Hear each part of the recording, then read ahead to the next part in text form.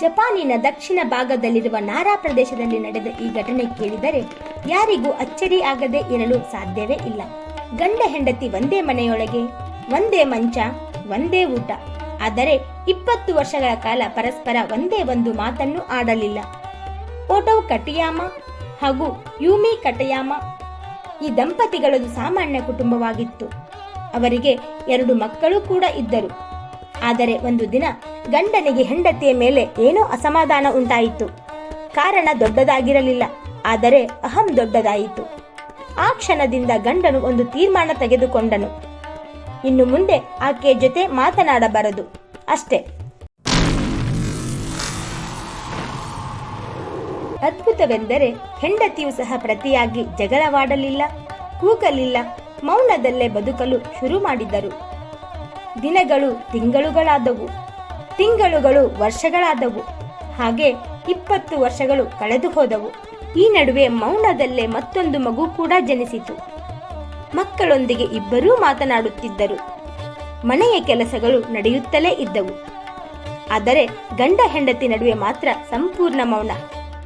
ಅಗತ್ಯವಿದ್ದರೆ ಕೈಚಲನೆ, ಕಾಗದದಲ್ಲಿ ಬರೆಯುವುದು, ಇಷ್ಟೇ. ಈ ವಿಷಯ ಹೊರ ಜಗತ್ತಿಗೆ ತಿಳಿದಿದ್ದು ಮಕ್ಕಳಿಂದ. ಮಕ್ಕಳು ದೊಡ್ಡವರಾದ ಮೇಲೆ ನಮ್ಮ ಅಪ್ಪ ಅಮ್ಮ ಮತ್ತೆ ಮಾತನಾಡಬೇಕು, ಹಾಗೆ ಏನಾದರೂ ಮಾಡಿ ಎಂದು ಸ್ಥಳೀಯ ಟಿವಿ ಕಾರ್ಯಕ್ರಮಕ್ಕೆ ಪತ್ರ ಬರೆದರು.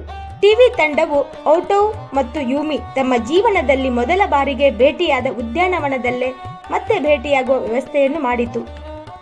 ಗಂಡ ಹೆಂಡತಿಯನ್ನು ಅಕ್ಕಪಕ್ಕದಲ್ಲಿ ಕುಳ್ಳಿರಿಸಲಾಯಿತು. ಎಲ್ಲರೂ ಉಸಿರುಗಟ್ಟಿ ನೋಡುತ್ತಿದ್ದರು. 20 ವರ್ಷಗಳ ಮೌನ ಮುರಿಯುತ್ತದಾ? ಅದೇ ಕ್ಷಣದಲ್ಲಿ ಗಂಡನು ಮೊದಲ ಬಾರಿಗೆ ಹೆಂಡತಿಯತ್ತ ನೋಡಿ ಮಾತನಾಡಿದನು. ಅವನ ಮಾತುಗಳು ಸರಳವಾಗಿದ್ದವು, ಆದರೆ ಹೃದಯ ಸ್ಪರ್ಶಿಯಾಗಿದ್ದವು. ಇಷ್ಟು ವರ್ಷಗಳು ಕಷ್ಟ ಕೊಟ್ಟಿದ್ದಕ್ಕೆ ಕ್ಷಮೆ ಇರಲಿ. ಇದೆಲ್ಲದರ ನಡುವೆಯೂ ನೀನು ನನ್ನ ಜೊತೆ ಇದ್ದುದಕ್ಕೆ ಧನ್ಯವಾದ, ಅಷ್ಟೇ. ಹೆಂಡತಿಯ ಕಣ್ಣಲ್ಲಿ ಕಣ್ಣೀರು, ಅಲ್ಲಿದ್ದವರ ಕಣ್ಣುಗಳಲ್ಲೂ ನೀರು. ಈ ಕತೆ ನಮಗೆ ಏನು ಕಲಿಸುತ್ತದೆ ಅಂದ್ರೆ, ಮಾತಾಡದೆ ಇರುವುದು ಪರಿಹಾರವಲ್ಲ.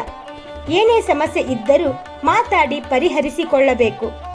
ಅಹಂ ನಮ್ಮ ಆಯುರಾರೋಗ್ಯ ಎರಡನ್ನೂ ಕಸಿದುಕೊಳ್ಳಬಹುದು. ಅದರಿಂದ ಮತ್ತೇನು ಸಾಧಿಸಲಾಗದು. ಮತ್ತೊಂದು ಆಸಕ್ತಿಕರ ಸುದ್ದಿಯೊಂದಿಗೆ ಬರುತ್ತೇವೆ.